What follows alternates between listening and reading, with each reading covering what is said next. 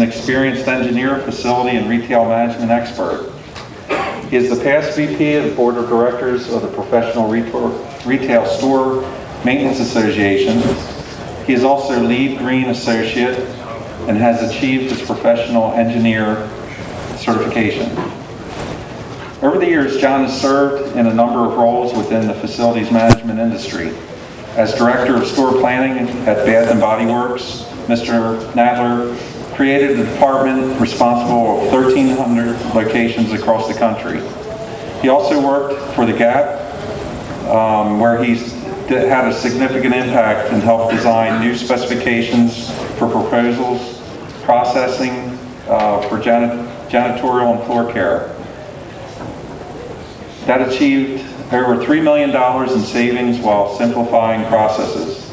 Mr. Nadler received a BA from Ohio Wesleyan University, has his master's from Arizona State University. He is a member of the U.S. Green Building Council, ASHRAE, AEE, IFMA, and PRSM, and is currently a registered professional engineer in the state of Wisconsin. With that, the session is being recorded, so please silence your cell phones. I'm going to turn it over to John. Thank you. Excellent. Thanks, Brian.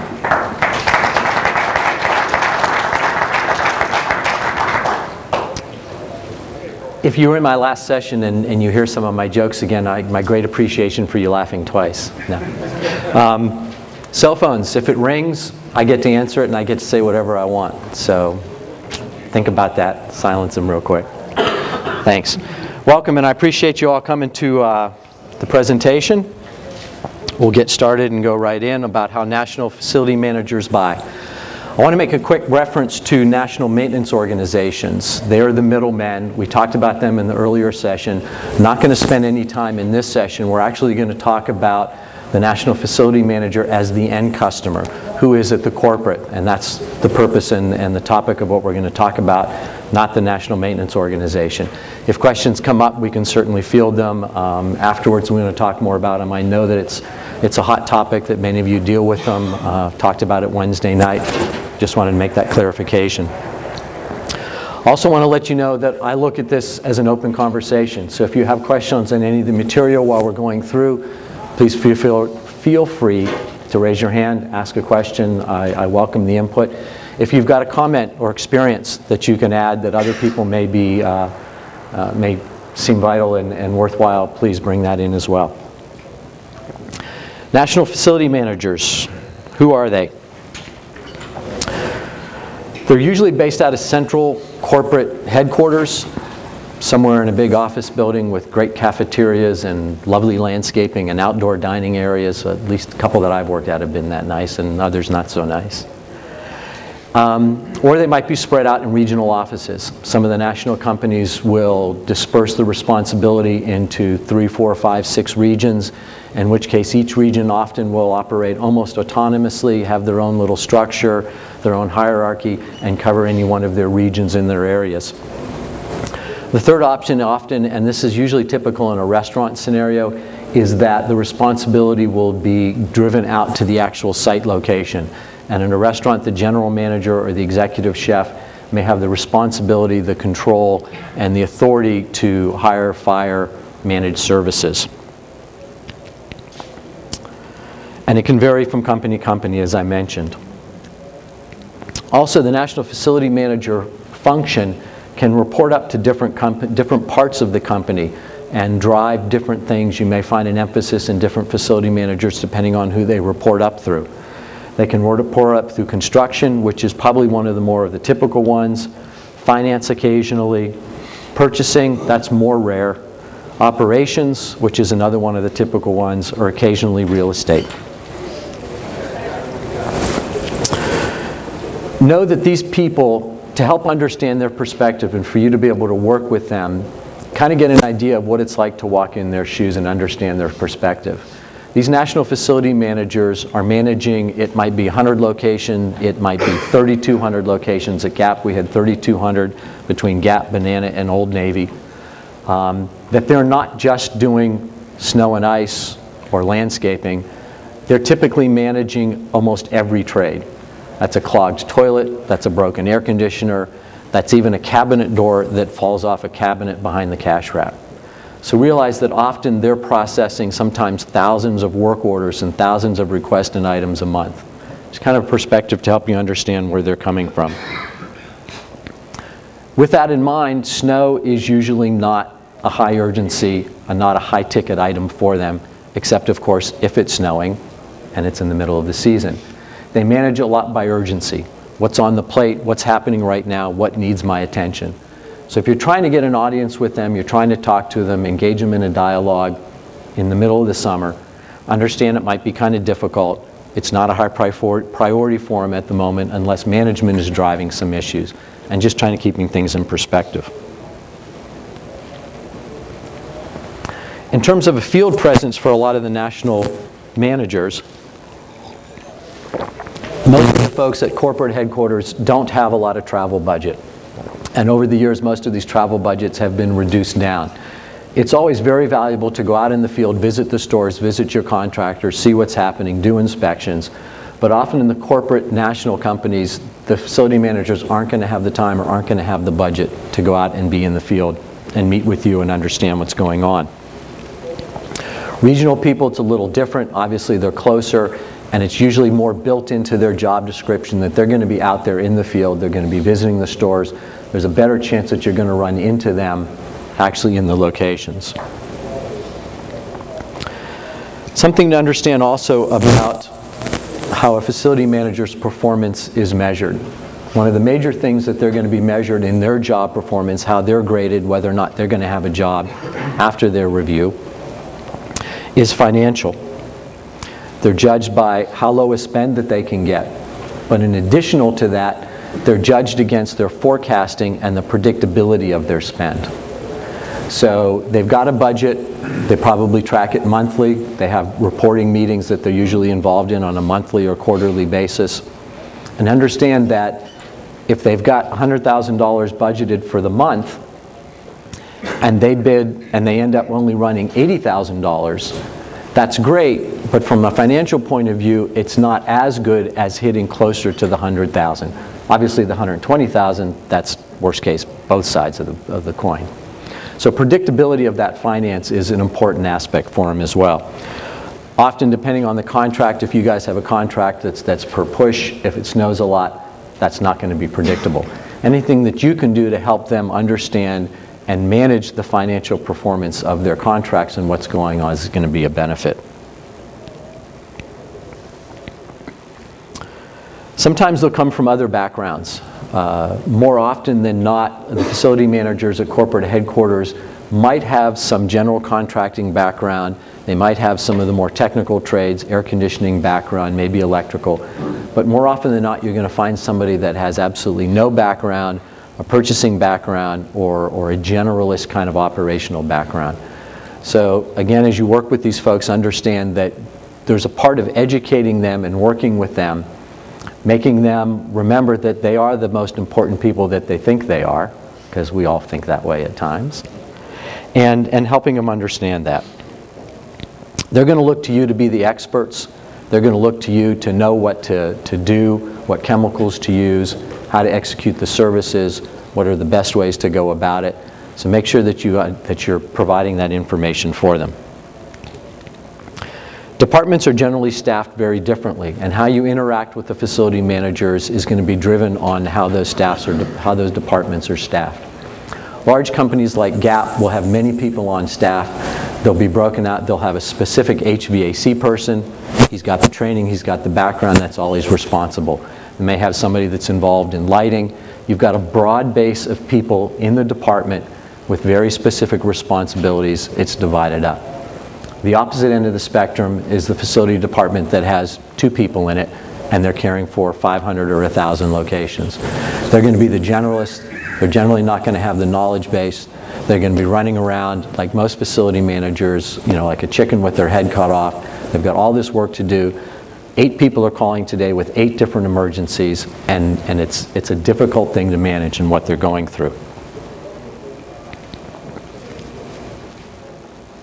Remember that each person's perspective is their truth. I guess that's the bottom line of what I'm saying, is sit in their shoes, pretend to be what it's like for a day in their aspect of it. When I was at Gap, I would typically, walking in on Monday morning, I would already be scheduled for 20 hours of meeting a week, pre-scheduled, and would generally get anywhere between 150 and 200 emails a day. So there's a workload there that needs to be considered. How do you build a relationship with the national facility person? One of the first things you do is you network. A warm introduction is the best way to be able to get to know somebody. A lot of the facility managers are bombarded with calls from vendors left and right. They get mail, they get samples, they get emails. They just get a ton of information. We're the best contractor. You should talk to us. We can do it cheaper. We can do it better. So if you can get a warm introduction into somebody, that's going to make a big difference, and that's probably going to get you a chance in getting a conversation or a visit with them. When you say warm introduction, what exactly do you mean? Give an example. A warm introduction would be, say you're doing work with a certain retailer, and that you know that retailer happens to be friends or acquaintance and networks with a different one, then you can get that retailer to talk to the other person and say, hey, I'm using Joe's Snow Company and I think they're really good. I think you should talk to them. You bet. Thanks. Social media, which has been talked a little bit about Wednesday night and certainly on the floor. There's been some good information about it. That's an excellent way to be able to get in. If you can get into LinkedIn, get connection with some of these people, and then get an understanding, an idea of what their backgrounds are, what interests them, and make that connection with them on the relationship. You're going to have to build the relationship for the long term. You'll find if you get into an association, we'll talk a little more about that later, that you go up to a potential customer and say, hey, I want to bid your work, I want to do your work right off the bat. It's probably going to turn them off. You go up, you get to know them, you certainly let them know that you're interested, but it's a long-term relationship building aspect, and that's what you need to look at, and that's what you need to pay attention to. In the networking, some of the other associations that you can get into, that you can look into to be able to meet some of these folks. BOMA, Building Owners and Managers Association, is one. That's typically commercial office building type properties.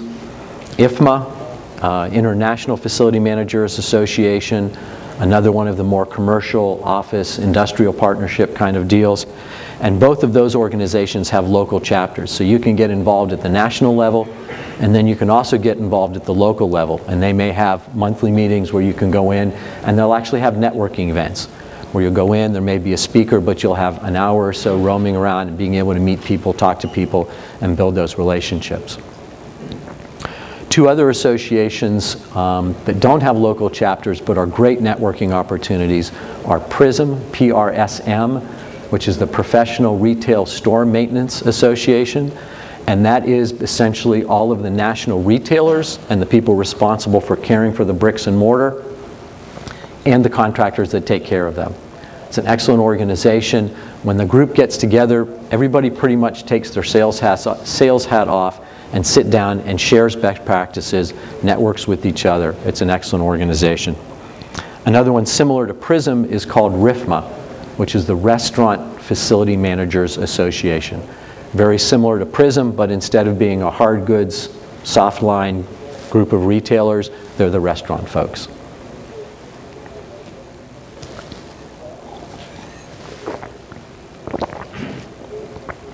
As you build these relationships, you need to understand the culture and the preferences of each of these people that you deal with. They're all going to be different. One example, there are some companies that the facility managers are not even allowed to accept dinner. If you invite them to go out to dinner, you've got the chance and the opportunity, or even lunch. When the check comes, it's very normal, business as usual process that the vendor accepts the check, pays for lunch. I've worked at a company where the rules were, and I could get fired if I didn't buy my own lunch.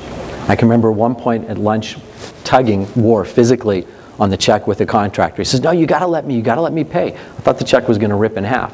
And I told him, I said, if you don't let me pay my own lunch, it's grounds for me to get fired. So understand those cultures, respect those cultures, don't force what you think is the right thing on with them, and know it and understand it. Identifying their culture type is going to help you personally build that relationship with them. They can be controlling or collaborative.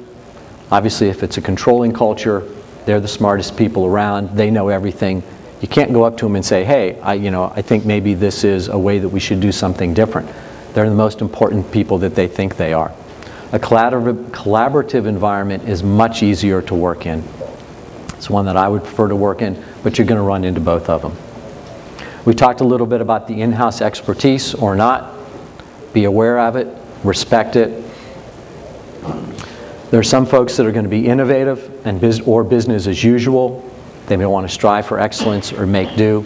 If you find somebody that this is nothing more than a job to them, they come in, they put in their time, they go away. You talk to them about cutting edge items, piloting programs. Let's try this, let's do this, let's innovate. They're probably going to go, I don't want to do that. That's more work for me. It's too hard. Why should I do that? My job is going fine. I'm happy with what I'm doing. On the other end of the spectrum, you may find people that are just dying to try new things. They're the innovators. They're the people that you're going to want to say, hey, I've got this idea. I've got a new process. I've got a new chemical. Let's see if we can figure out how to try it. Let's pilot it. Don't just say, I want to come in and roll it out. I've got the best thing. Say, okay, let's find 1 or 2 locations. Let's give it a test. Let's spend some extra time with site inspections to see how it comes up. Follow up on it. And then if it works, you can start rolling it out to more and more locations. Some of the departments you run into are going to be organized or quite discombobulated. Obviously, somebody that's organized is going to be easier to work with. Because there is so much to be done and so much on a facility manager's paperwork, you're often going to find some people that are quite disorganized. If you decide that that's somebody you can work with and you can deal with their style of management and leadership, that's great. If it's something that rubs you the wrong way and you just say, I just can't do that, then that's something you have to realize and decide that that's not a customer I want to work with. Put them in the file, go on to the next one that you want to work with. There's a very simple way to figure out who they are, what they like, and those types of things. One is obviously the observation, you get to know it. But beyond that, all you have to do is ask them. And just say, what kind of communication do you like? How do you like to be organized? Just have that conversation with them. Be frank with them. Most of these people want to be forthright. They want to be honest. They want to have that conversation and build that relationship if you're showing them value. What are the keys to a good working relationship? As we talked about, it is a relationship. It takes time to maintain, to establish. You've got to build it for the long term. The longer you know them, the more rapport that you build with the folks, the more open they are going to be to include you in a bid. If you've got a really strong relationship, you're already doing work for them. Mistakes happen. We're all human. They're going to be tolerant, more tolerant about things that may happen. And your response to that mistake and how you step up to the plate, own it, handle it, is going to help build that relationship as well. You have to decide in that relationship where the line in the sand is. What's the give and take? A lot of facility managers are going to ask you for everything under the planet at pennies on the dollar. And you've got to decide whether or not that's an environment you want to work in. And decide what you can tolerate, what you're willing to give, what you're not willing to give. When I was doing a lot of the work and working with the people that I do, if I had a contractor come up and tell me that I don't think that makes sense, I don't think that it's going to work out, it's a plan that's slated for failure, and here are the reasons, not just emotional reasons, but here's some data as to why I think it is. Somebody that came up to me and said, I think you're making a mistake. I respected more than somebody that was just a yes person. So don't be shy, be willing to stand your ground, be willing to state your case. But state it in a clear, data-based, objective way.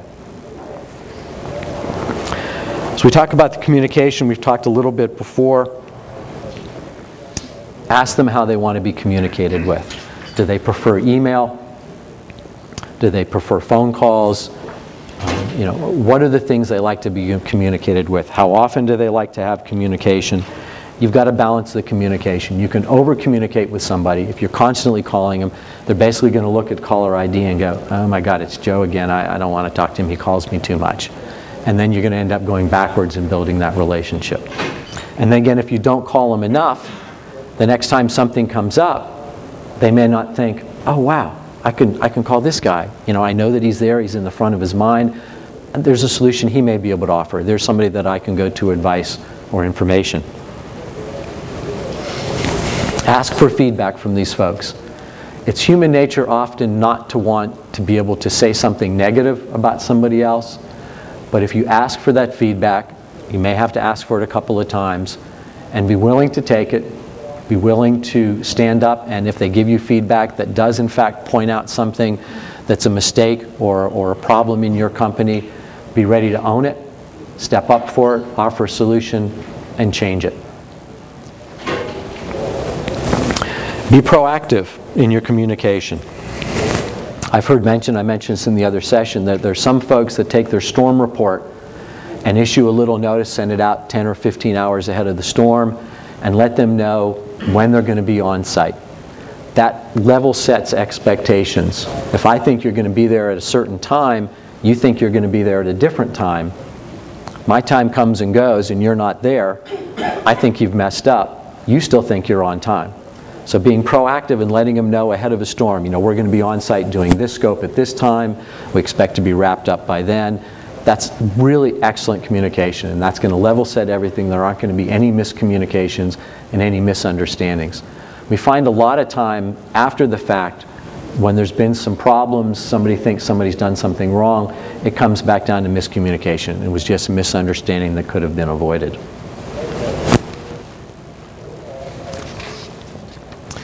A few do's for your communication. Phone calls are good, but as I mentioned, not too many. Emails are good.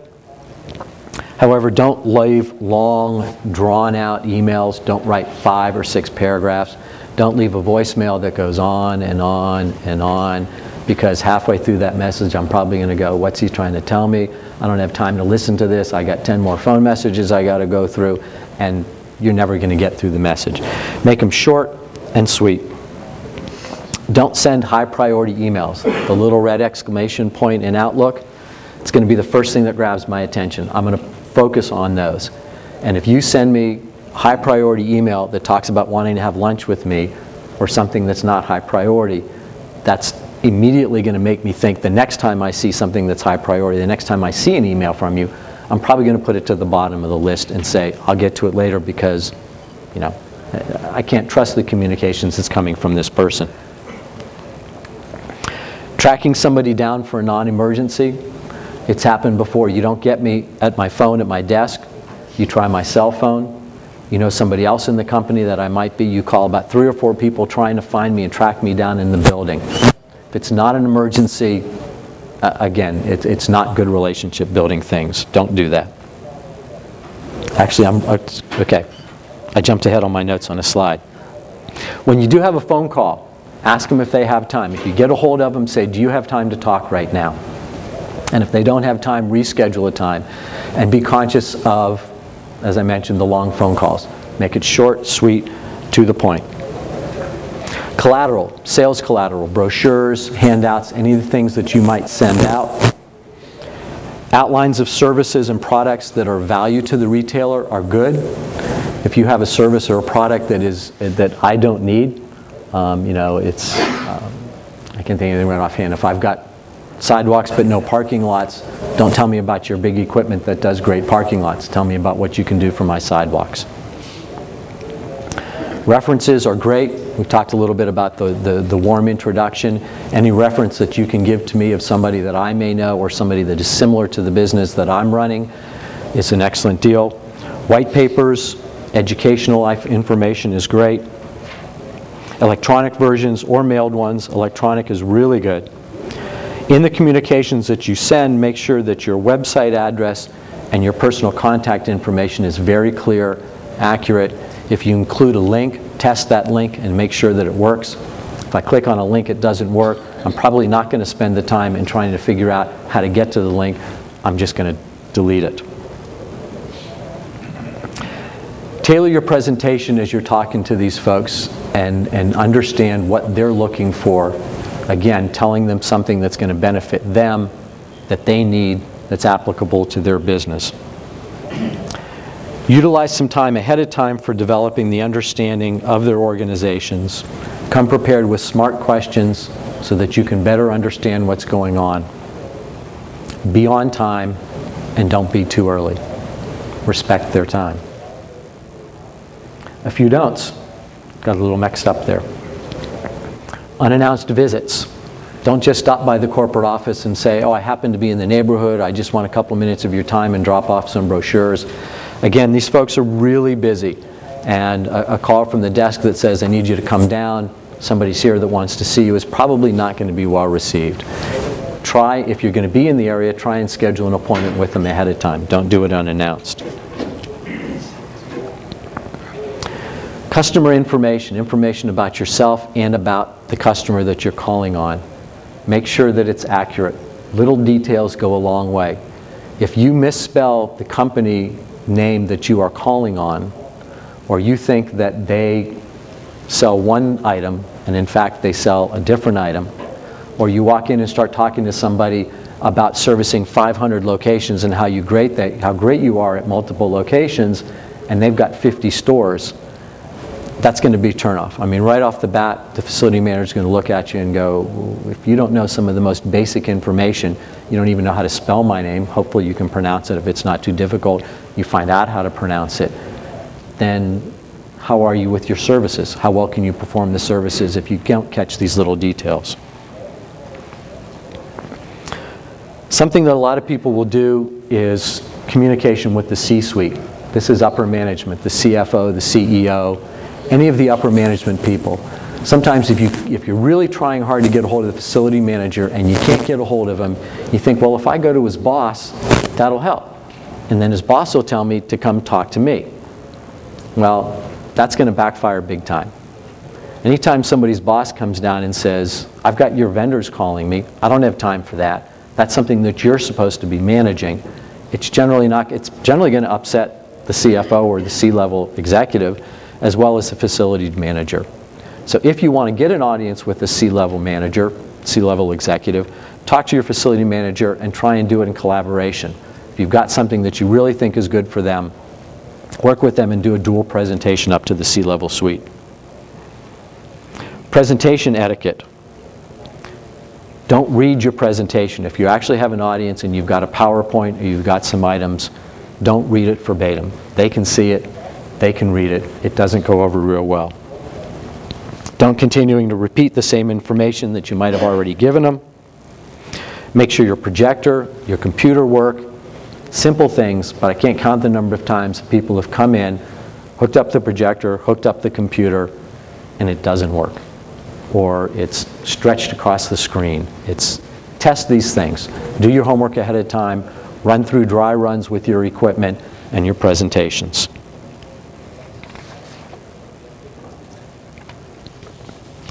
Managing vendors and procurement.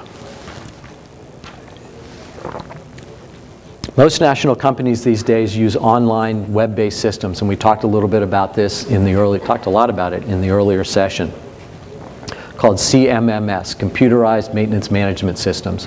They're basically online web-based work order systems. Every time something needs to be done at a location, a work order is generated. Contractor comes in, checks out. They're originally designed and managed for not outside services, but inside, handyman services, electrician, that type of thing. But they're moving them more and more to including all the services that need to be managed.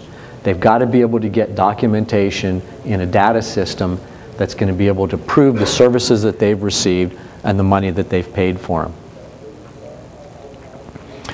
You have to be able to stay up with the times and be able to use this technology and understand it. The IVR system, where you check in and check out, is not something that snow removal or landscape services have been able to do previously. But with some of the GPS tracking programs that I've seen here and displayed, they can output to an Excel file, they can output to a CSV file. Many of these web-based systems will be able to input that type of data and map fields.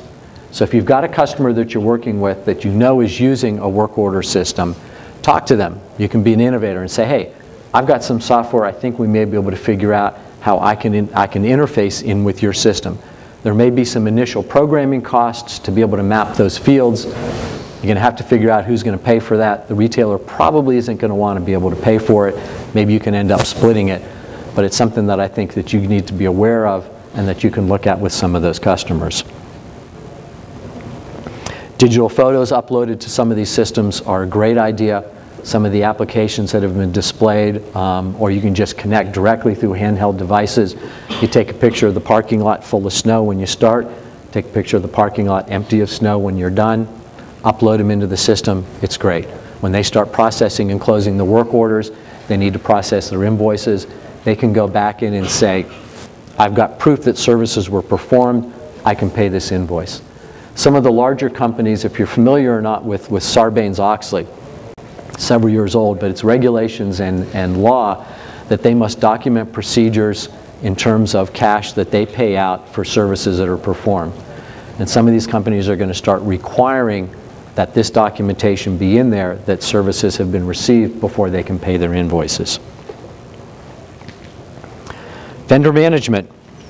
Some of the larger retailers and national companies have whole departments and whole titles. I know a director of vendor management and compliance. They're great things. They do a lot of things. You need to understand what their goals are and how you're being judged and how they're looking at you as well. Often a lot of these companies will generate report cards on a quarterly basis, maybe an annual basis. The data that goes into the CMMS systems in terms of arrival, pricing, time done, number of complaints, those are all things that they're going to do a report card for and judge you on your performance. And if your report cards are good, you're going to continue to get work. You may get more work. If your report card ratings are bad, more than likely they're going to end up shrinking your work, and eventually you're going to be out the door. It's very important. If you don't understand it, if you don't know that they've got it, ask them about it. And if you, again, if you're building that relationship and saying, if you're doing report cards for other vendors, can you do them for me? I want to know. I want to be able to know that I'm performing up to the level, the service agreements that we have put in place. Typically, it used to be that if nobody was screaming and yelling about a contractor, they were doing a good job. That's all very subjective. Nowadays, performance has got to be based on data. It's got to be objective. It just has to be real black and white. Reporting for a lot of these facility managers is important. They're managing by exception. They can't keep track of a lot of what's going on. And if there's any way that you can generate monthly reporting, quarterly, weekly, whatever they think that they need, and give them summaries of the information of the services performed, conditions, any type of that information, any reporting that you can get to them, send up to them is going to be a great benefit and something that they're going to want to be able to see. And lastly, asset management. You may or may not run into it. Some of the web-based systems are collecting information about what's out there. Many of the facility managers don't really know what their assets are out in the field. They may not know how many acres or square feet of parking lot they've got. They may not know the area of the roof if they've got to do snow removal on the roof. And may come to you at some point to say, let me know the information. Let me know what it is out there. They'll often ask for it at no charge, but you can also counter back and say, the next time I'm on site, I'll take those measurements, I'll get that information for you, and feed it back into them.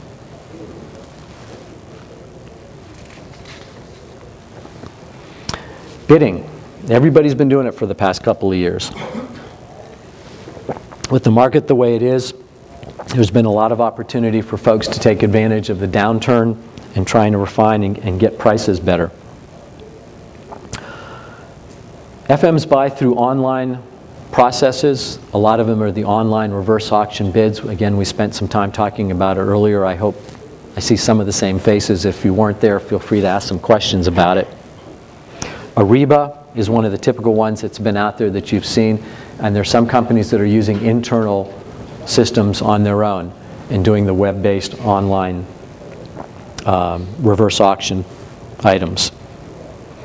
The regular old bid, the standard RFI and RFP process is still out there. It's not done by snail mail, obviously. It's done by email.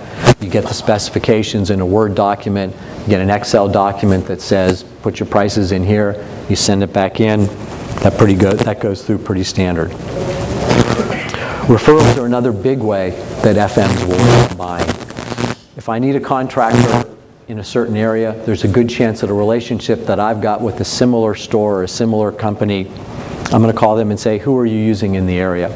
And if you've got a good relationship with that customer, you're going to get referred back to them. And it's more likely that if I get a referral from another person, it's a good chance I'm obviously going to check some of the background and make sure they're qualified, but I'm likely going to just give them the work. We'll negotiate some prices.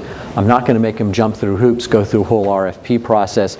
It's more likely that if it comes with a referral, I'm going to say, here's a territory, here's a site, let's test you, let's pilot you, let's give you the work. Personal networks.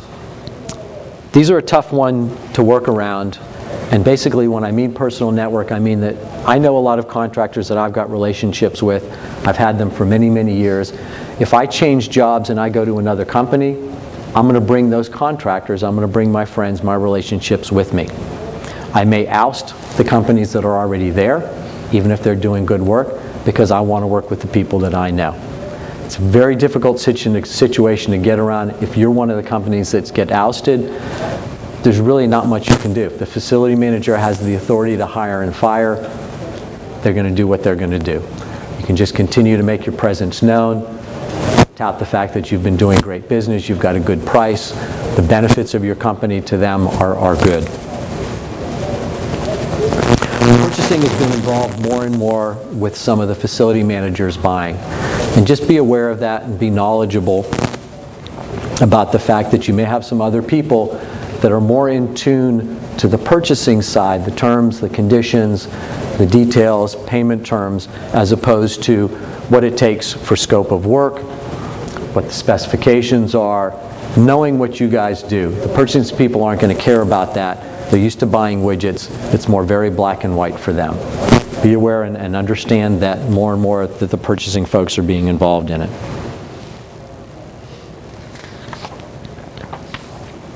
Some tips for requests for proposals. Intervals and timing. RFPs in some companies are done on a regular schedule.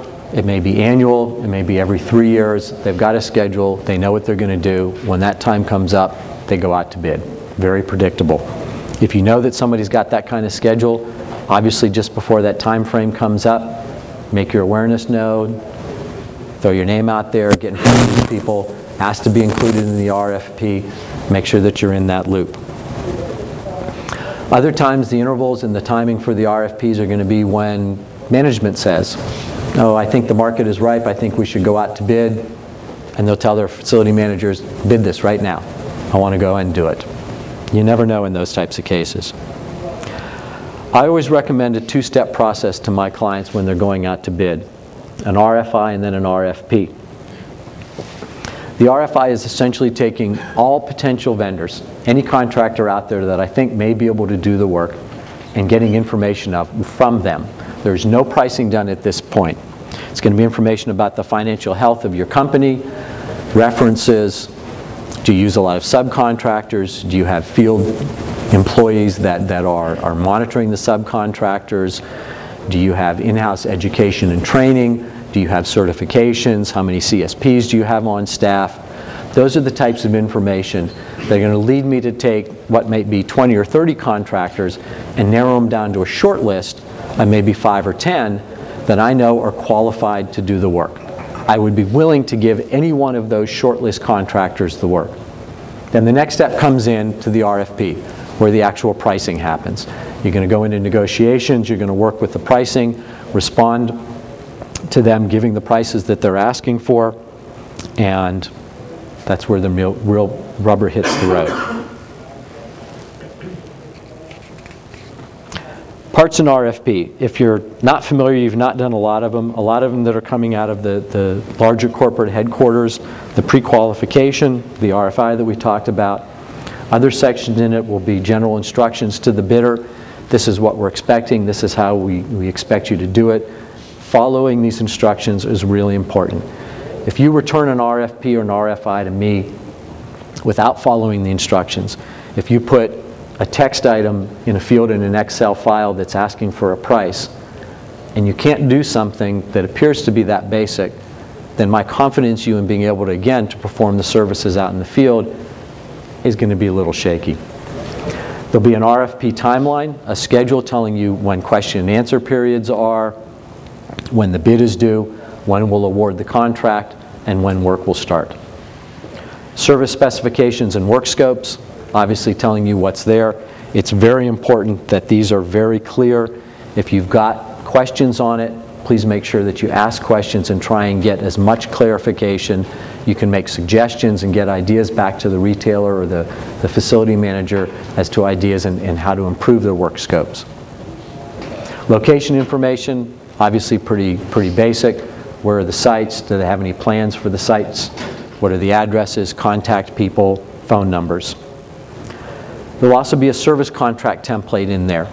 The RFP may not be the actual service contract that you're going to work under. It will be part of and incorporated in the contract, but there'll be a separate document in there that is the actual legal contract. Make sure that you read that very closely, all the fine print. It's going to include payment terms, it's going to include potentially reporting, expectations, other items that they're going to want you to do, and that you're very clear on all of that information. The bid response form, as I mentioned, typically an Excel spreadsheet. Fill it out, make sure it's very clear, make sure you're giving them what they're asking for. If you think it should be something different, still give them what they're asking for, then provide them an alternate. Say, here, I think this is going to be more effective, this is going to benefit you more, your scope of work might be too involved, we can reduce it, still provide the same level of service, the same cover of risk and liability management, and at a cheaper price. And then often there'll be a Q&A time frame in there where you'll be able to submit questions, get answers, get clarifications.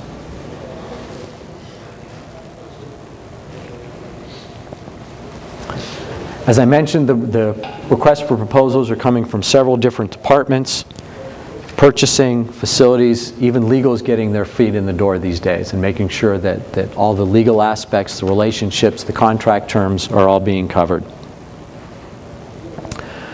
Purchasing is generally very good with the terms and conditions. I think, as I mentioned, facilities managers are generally much better with the scope of works, and helping them understand either side, both groups, and helping you understand what makes the most sense is going to be important. Cheapest doesn't always win. You have to understand that. It may seem like more often than not that the low bid price is going to be the one that wins. But more and more facility managers are realizing that sometimes contracts are being bid for less than the cost that it takes to actually do them.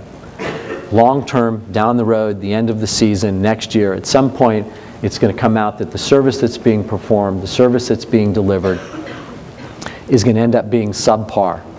And they realize that, and they're going to say, I'm not going to accept the lowest bid because eventually it's going to end up being a headache. I'm going to end up having to deal with complaints. I'm going to end up having to get somebody else out there because the contractor can't do it for the cost that he said he did. And there are situations and circumstances with a gentleman earlier in the other session that had mentioned he wasn't the lowest price, but because he had the relationship, because he had the quality, he ended up winning the bid.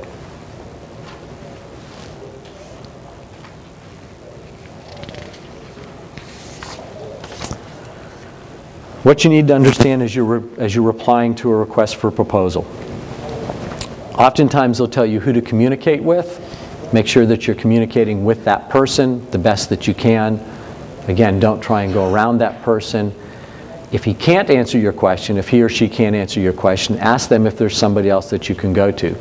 But don't skate around the chain of command. Know what's to be included. Ask for clarification, as we talked about. If it's unclear, qualify your bid. If they can't make it clear, put your price in for what you think it is and add notes in the bid and say, I'm assuming my price is based on these assumptions, and spell it out very clearly. Because if you get into the final stages in negotiations and they're going to ask you what your price is, it's up front, it's in the bid, and you can say, I base my price on the assumption that I'm doing it this way, not that way. It's very important that you qualify those. And again, make sure it's grammatically correct. Complete it exactly as required. Submit any alternates or adds or changes as an add to the RFP. And make sure that you proofread your response. If you've been working on an RFP for several days, more than likely your eyes have probably gazed over a little bit on some of the sections. So when you're done with that RFP, before you hit send, before you send it out, send it to somebody else in the office. Have somebody else read it that hasn't looked at it. Look for grammatical mistakes. Look for errors in addition. Have somebody else proofread it before it goes out. I always have somebody proofread my presentations before I talk, because I know I've been working on them so long, there's bound to be a spelling mistake, and I go like, ooh, I'm embarrassed.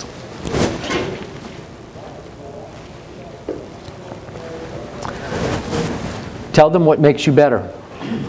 Tell them why your services, why your company will give them the benefits, the coverage, the protection over your competitors. Do you have a preparedness and recovery plan? Obviously, you guys are dealing in an industry where there's emergencies. If there's a large snowfall, systems may go down, power may be out, phones might not be available. What do you have in place that knows that you're going to be able to recover from that, and you're going to be able to be on site performing the services when somebody else may be still trying to figure out how to get a hold of their drivers? Give us specific examples of past work and situations that you've come across, that you've accomplished, that you've done. Again, it's concrete data. It used to be that the relationship, the feeling, I trust you. It's now, show me example. Be objective about it. Any company programs or traits, things that are unique about your company. What type of equipment do you have? How does that equipment match to the services that they need in their sites? How many CSPs? Do you have internal training programs? Your experience level? Are you green? Do you have sustainable aspects? A lot of the larger companies, if you tell them that you've got green programs that are in-house as well as outward-facing in what you do, it may be a little bonus. If your price is the same as somebody else, and some of these traits that explain to them why you're better and the things that you do in your company, you're going to end up winning the bid over somebody else. Safety record is a big deal. Let them know what your safety record is. Hopefully it's not something that you're ashamed of, and send it out there. Let them know that you're good.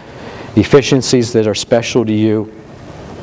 And if you can do more than one scope, if you can do something more than snow and ice. Obviously a lot of you cover landscaping as well. Any of the outside services, if you can possibly do exterior cleaning. Anything that you can bundle to show them that you are a go-to company. You are a person that will solve their exterior problems. That you can show to them that you can include and do with your services is great. Avoid activity that may appear unethical. I think we've all been there, we've all seen it. I'm not going to dwell on it, just be aware of it. Do what you know is right. Online tips. In some of these reverse online auctions, it's very easy to get caught up in the momentum. You're sitting in front of the screen, the price goes lower, you really want this bid. You say, oh, I can squeeze another 10 or 50 bucks out of that, and you pop in another price lower, and the next thing you know, you've hit send and you realize, oh my God, I can't really do it for that. So just be very aware. Don't get caught up chasing the leader. If you need to, if it helps, print out, write out, what's my bottom line on this contract, on this site, and have it in front of you so that you can look at it and remind yourself, and don't get caught up in it. Tell them about the equipment that you've got that's so much better than everybody else's. I hope that doesn't belong to anybody in the company yet. After the bid is in, that's the time to start worrying whether or not you bid it too low or you've got the right equipment to do it. No, not really. If you're invited to their offices or they come to visit you, which is not an unusual circumstance, especially if you're a new contractor, they may want to come out, visit your offices, take a look at your operation. Be prepared. Never wing it. They're going to make the appointments ahead of time. You know they're going to be coming. There's probably going to be a published agenda of what they want to cover. Stick to that agenda. Again, give them what they're asking for, what they're looking for. Answer the questions that they want to know. Focus your message. Talk to them specifically about the benefits that you have for their sites, their types of locations, what their needs are. Make it interesting, be creative, any way that you can.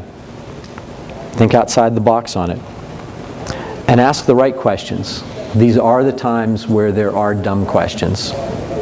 If it's something that you should know about, you're research into the company and going through the bidding process, and you ask them something very simple and basic, again, they're going to wonder, how adept are you really, if you can't do it now, in providing the services later? And understand when to follow up. Be flexible and accommodating. It's as simple as asking, are you going to get back to me, or am I going to get back to you? If you want me to contact you, when should I contact you? How often? And just ask.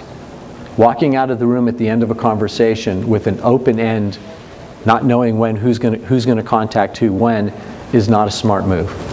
And if it's the last thing you do, even as you're walking out the door, ask that question. If they haven't stated it, then say, can I follow up with you? How about if I call you in 2 weeks? And get that solidified. You want to keep the communication going. The longer that it draws on, the longer that it draws out, the less chance you have of closing the deal, less chance you have of getting the business and starting the work.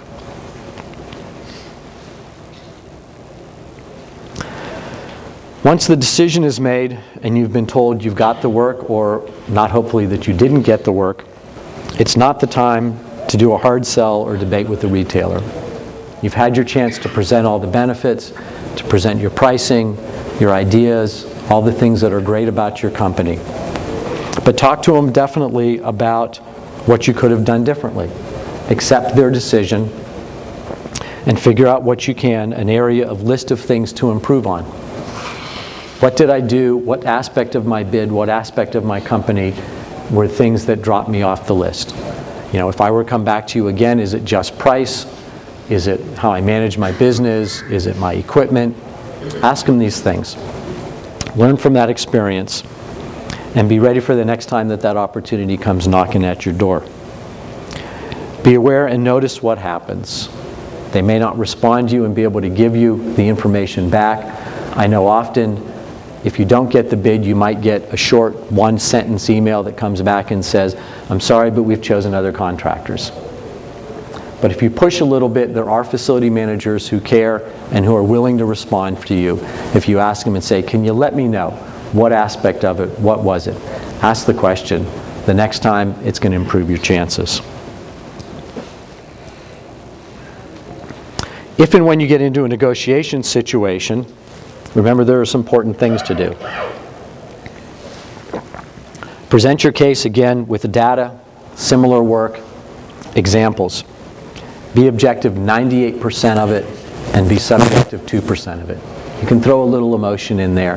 They're looking at data. They've got to make the decisions based on facts and figures. Not based on completely on the relationship, based on just because I told you how great I am. Make sure that you summarize your understanding of any concerns that they have.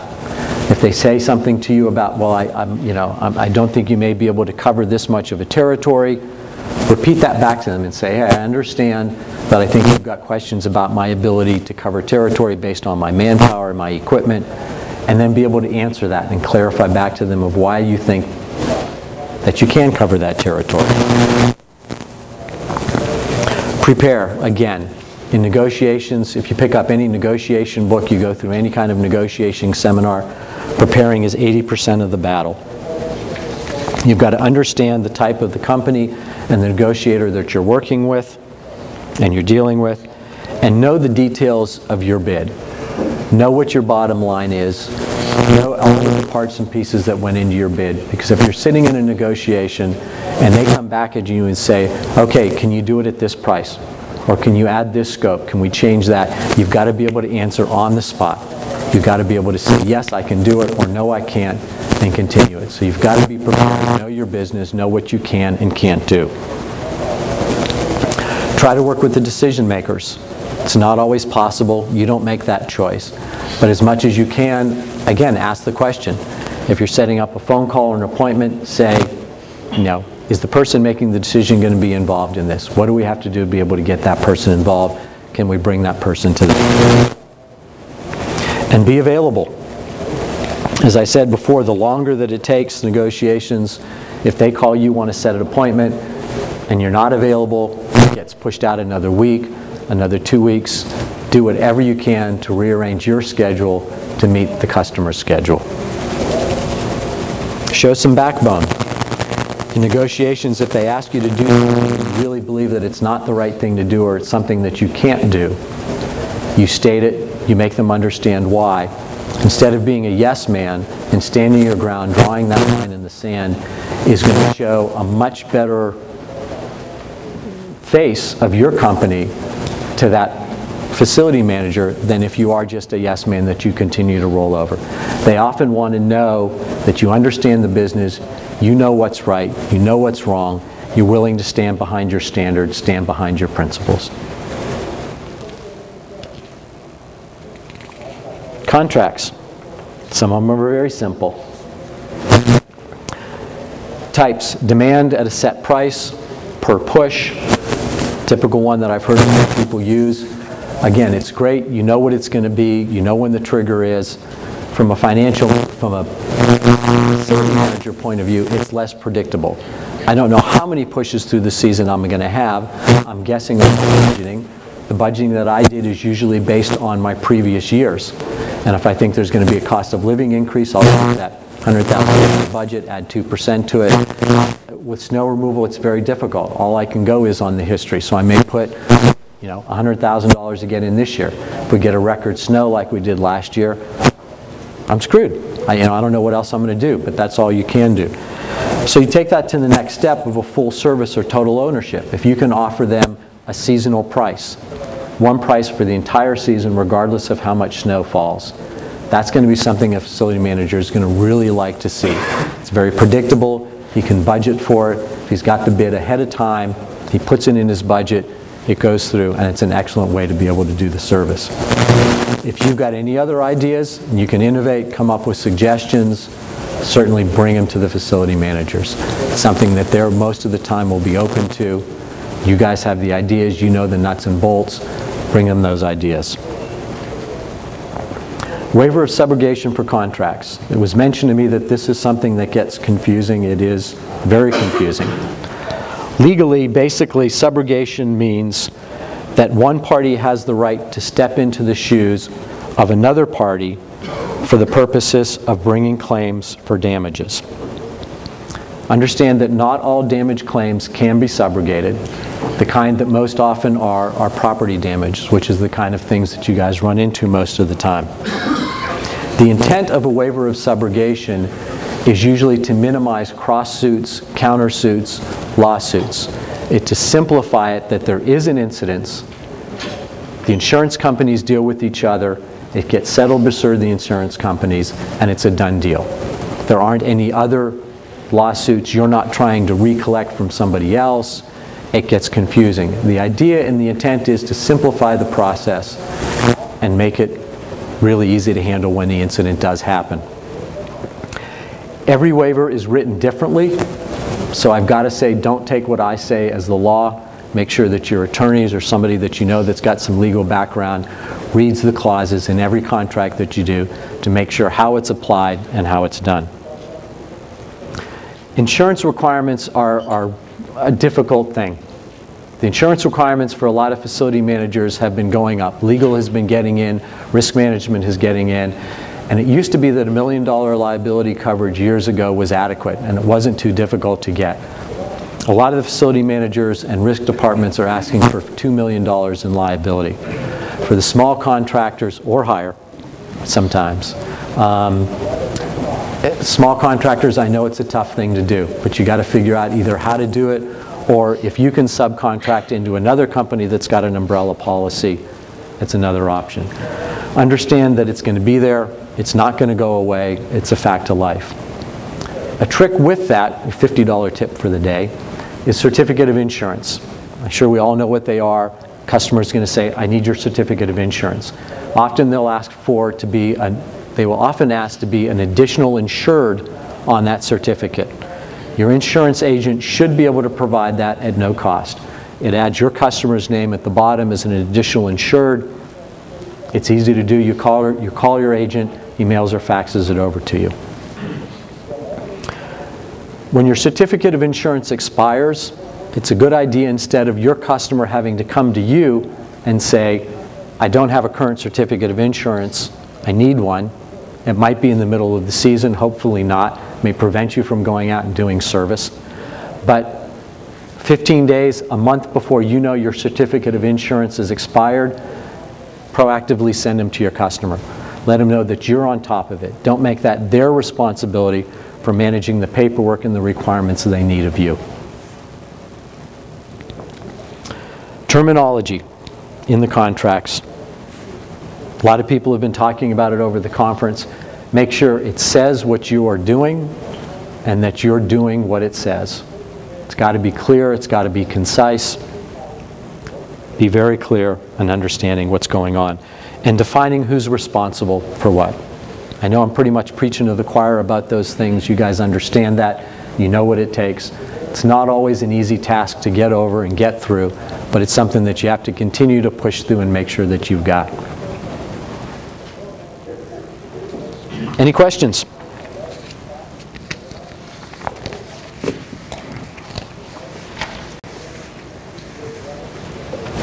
Comments? Is everybody still awake?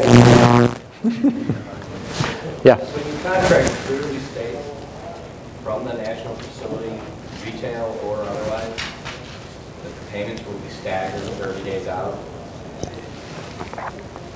and the company you're doing business with violates that to like a 90, 120, and they're just a gazillion dollars per pallet. What's the polite way to say, hey, by the way, every one of our contractors is about to stop servicing all your facilities if you don't write us that check? What's the polite way to do that?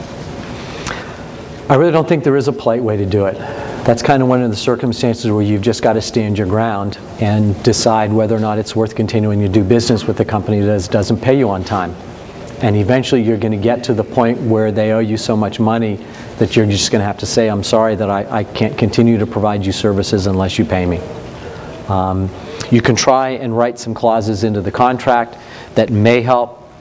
Interest charges. I know a lot of the large national companies, they'll sign a contract that may have interest charges on it, but they'll never pay them. They'll deduct them every time. It's just a fact. And I think it comes back to the question, is this a company that you want to do business with? And that's a decision that you'll end up having to make. You just have to be, clear. Have your facts and your data right. Don't come in and say, you haven't paid me for 6 months, and you get the invoices out and you find out that it's really only 3 months.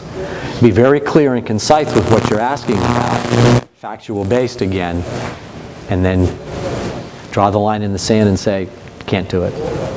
You also mentioned that there's a great group of companies out there that don't take the low bid. Would you be caring to share any of them with us in the room? I don't know of any examples right offhand, but a lot of the facility managers that I know, I can talk with you offline about some of the companies that I know that have higher quality facility managers than others. In the back? Just a bit of advice for that prior question about customers being slow pay, stretching. Obviously, the real concern is, if they go under and then do so owing you a lot of money, it is a lot of money. There are resources available to find out whether what you're experiencing is just a management technique or ploy, or whether the company is in fact getting into trouble, financial trouble, that could take them out. And if any of you have retirement accounts that involve stockbrokers, the stockbroker has access to a lot of financial information about any public company. The company we're talking about is public. Your stockbroker can help you find out how they're doing. If he can predict for you that they're in financial trouble, the choice is to get out sooner rather than later. That's a good point. If you run a D&B report on certain companies, and as much as a company hiring you is going to worry about your financial health, you need to worry about the financial health of your customers. And a D&B report will come out and tell you what's their average pay. And you can find out whether or not they're financially stable and it's just a ploy, and be aware of that. There is also the possibility of getting accounts receivable insurance. I have no idea what the cost is on it. I suspect it's probably fairly expensive. And you can also sell your accounts receivable out to companies that will do the collections on so many cents on the dollar. And that will guarantee you a payment. You're going to get less, but it leaves this other outsourced company to make the collections on it. Yep? Yeah, I've noticed a lot of different companies maybe have different titles for facilities managers, and sometimes it can be a challenge to even find out who the actual decision maker is. Can you recommend any specific websites and or resources that kind of streamline that information about a company other than just putting the company's name in Google and looking for a facility manager? I don't think it is. As many companies as there are organizational charts out there. Networking is probably going to be your best foray into that, in talking to people that will understand and know these companies, that may have worked with them, and they're going to be able to tell you who the decision maker is. And then continually check back in too, because that person may not be in the job in 6 months. Right. Thank you. I have kind of a two-part question. In the struggle between internally, we talked about a client, procurement, now getting involved in facilities buying, and the facilities management department, who is carrying the weight? Because we're starting to see the procurement department making the final decisions and trumping the facility department's wants or needs. And the second part is we're seeing a trend to commoditize service, going back to the procurement department, which can't happen, but is. Where do you see that going? You did mention facilities managers are starting to see some failure cropping up, and they're like, ooh, we're getting what we're paying for. But are they going to be able to lead or direct the procurement department to make the right decisions? I think they are, and it may take some time for it to come to fruition, but any time that the end-use customer, the folks out in the sites spread across the country, don't get the right service, they're going to pick up the phone, they're going to send an email to their district manager, it's going to end up going the chain back to the VP of operations. In which case then it's going to go over and it's going to come back down the chain into the facilities department, however that organization works. It may take time, it's probably going to take much longer than all of us feel that it should, but I've seen it come full circle, and it is going to happen, and eventually the lower prices driving the inferior service, or the procurement in there driving it, the customers are going to complain, and you're going to end up with a slip and fall. And complaints are going to drive it, and it's going to come around. But you get a slip and fall in a lawsuit, that's going to bring attention a lot quicker. And then it's going to come out and say that we're getting underperformed because of our pricing. You have to be patient. Kind of like karma. It doesn't quite work like it always should. Question? When you're trying to cut through all the red tape to get to that guy, that busy decision maker, what's the wow factor that we have to present? Is it for you to engage in researching us as a possible vendor? Is it like a flashy website, a very professional website? Is it a video stream? What really gets you excited to go out of your way to look into another company? References, I think one is very important. If I know that you're doing work, successful work and good work with somebody else that I'm familiar with, is going to be is a great thing. A professional appearance. You say a flashy website. A flashy website isn't necessarily a well put together professional website. A website that makes sense, it's easy to navigate, it shows the professionalism of the company. And I think the short to the point, the accuracy of how you're targeting that person.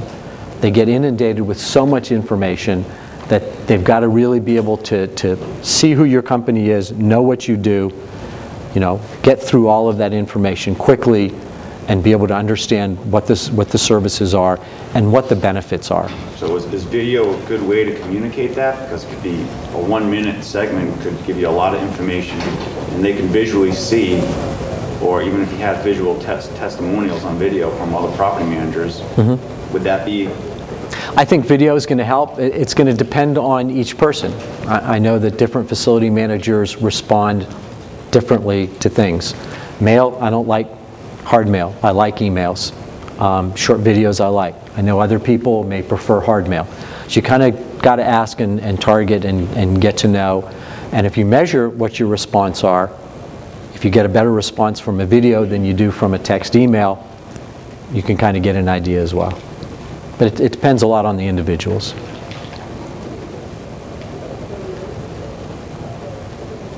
Anything else? All right, thank you very much for coming. Please remember to fill out your